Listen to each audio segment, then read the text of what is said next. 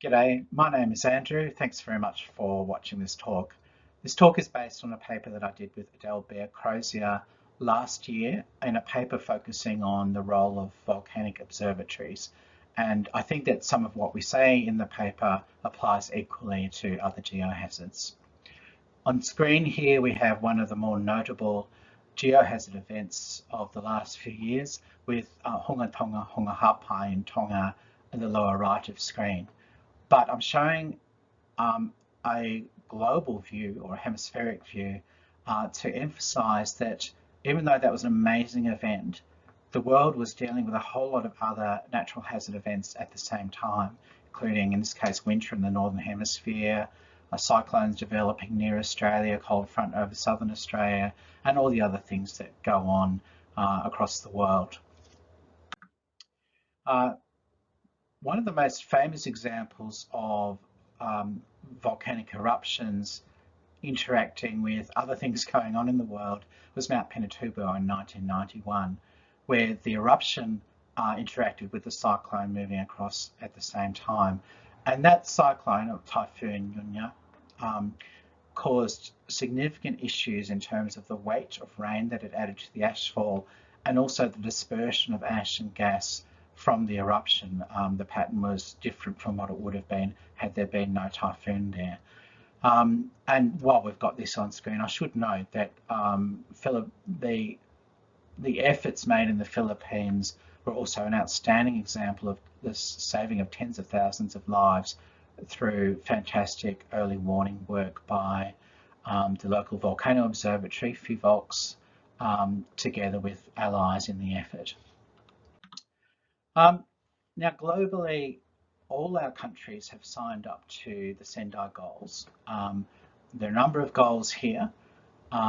They're challenging and we're falling behind. The thing that's of most interest in terms of this talk is to substantially increase the availability of and access to multi-hazard early warning systems and disaster risk information assessments to people by 2030. It's a tough problem because it relies on technical and social solutions and of course how to achieve global coverage. In fact, last year the United Nations Secretary General announced a renewed effort to achieve global coverage for everyone within 5 years and asked the World Meteorological Organization to lead that effort. And since then, an action plan has been presented, which is ambitious and has many facets. And so there's going to be a lot of focus on global early warning systems over the next few years. Can we have global multi-hazard early warning systems without volcanic hazards or indeed other geohazards? Well, clearly we can't. Even if the initial effort for this UN effort is in hydrometeorology, we cannot avoid ensuring that geohazards are in the mix. And of course, it's desirable to do that sooner rather than later.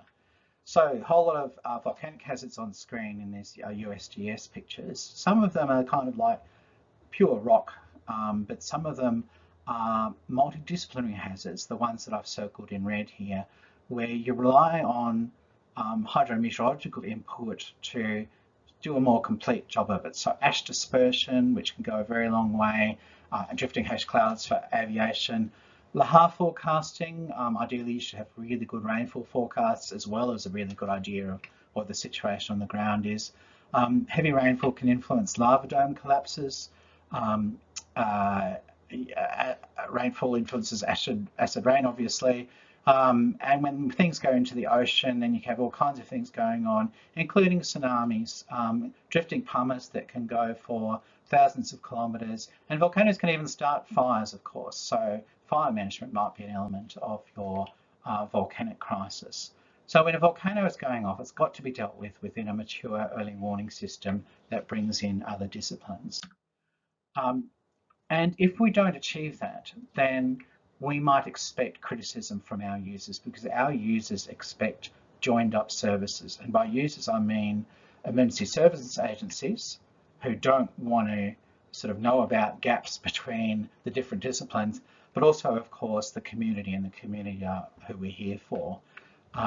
So this is an example you can look up online whether the criticism on screen is justified I'll leave it as an exercise to the reader, but it's certainly a really tragic case where an event that did require multiple disciplines to work in a joined up way resulted in lives lost. There are so many ways that we can work together. Just if we look at volcanology and hydrometeorology, there are all these relationships that I've talked about where the connections need to be drawn, not just kind of on the fly as the event happens, but in advance so that we work out how all the elements interrelate to provide a really good warning service. I won't go through everything there on the screen, but there's a lot to think about. So who would organise these connections? Well, at the top level, if you like, is the United Nations system. Now, we all have our views of the United Nations, and I think it's fair to say that it's an imperfect body, but it's a body that we need to have, and we have no choice other than to work with it and also to recognise that parts of it work very effectively. There are some great agencies within the United Nations. And like any ambitious thing for a whole world work together, there are things that need improvement. So how would we improve the UN system to help support multi-hazards?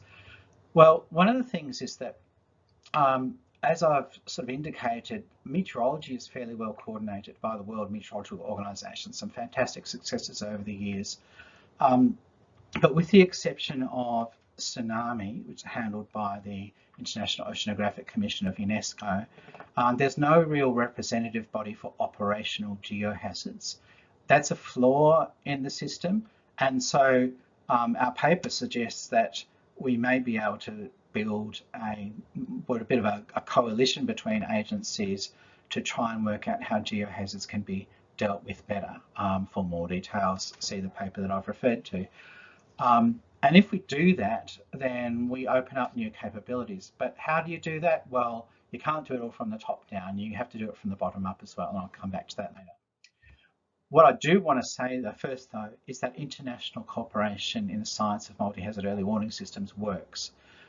So this is a meteorological example, but between the time of Pinatubo and Hunga Tonga Hunga Hapai, the skill in meteorological forecasting through this sharing of observations and science improved markedly. We would have many more days notice now of a typhoon crossing the site of a volcano that's building up to an eruption. And that means that we can already get better outcomes. Now imagine if we ensured that all possible science was thrown at the volcanic observatories, science and resources, so that every volcano was monitored. Hunga Tonga Hunga Hapai, for example, was an unmonitored volcano. Imagine if we could fix that. Imagine if we could combine all our observations. This example here is combining radar observations with photographs, but imagine that if everyone working in the system had real-time access to not just the data, but interpretation of the data from radars and other observational systems. Imagine if we did real-time pumice forecasting, which doesn't exist at the moment, but it is an express need of the marine community. And the World Meteorological Organization already has a system to share high resolution numerical prediction around the world and the computing resource behind that. How can we apply that best to the forecasts that we're making for multidisciplinary hazards? How can we reinforce the efforts of UNESCO to do tsunami better? So there are a whole lot of things that we can do better. I don't have time to go into suggestions in detail, but I've got a few things listed on screen. Firstly, I really strongly believe that the geohazard community needs to be promoted at all levels in terms of resourcing for operational warnings. One way to do that for geological survey organisations is to ensure that the corresponding groups, so for example, the hydrometeorological groups, if you're an operational agency, then the corresponding meteorological agency, for a research agency, corresponding research, etc. We have to have strong mutual understanding for mutual advocating of each other's interests. We need to grow the pie, not try and define our bit of the pie. Pilot projects, inspiring projects will be really fantastic for showing the way forward. And the leverage from those relationships and projects can then be used at the global level to promote better arrangements that make sense at the UN, such as organisations taking on broader mutual responsibility. That's all I've got. Thanks very much for your time.